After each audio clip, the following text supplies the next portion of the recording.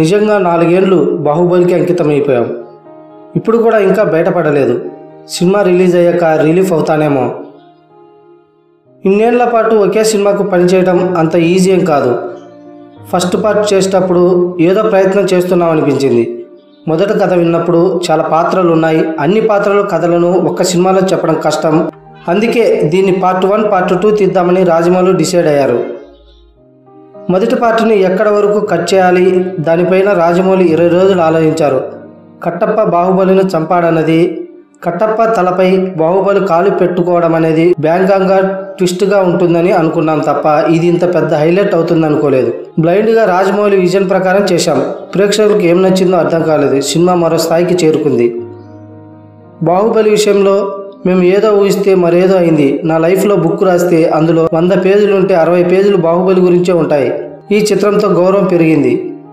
ఈ మధ్య బాంబేకి వెళ్ళినప్పుడు బాంబే మీడియా లేచి నిల్చున్నారు. ఆ గౌరవం ఊహించలేదు అని చెప్పుకొచ్చారు చిత్ర కథానాయకుడు ప్రభాస్. ఈ వీడియో నచ్చినట్లయితే లైక్ కొట్టి షేర్ చేసి సబ్స్క్రైబ్ అవ్వండి. Thank you for watch.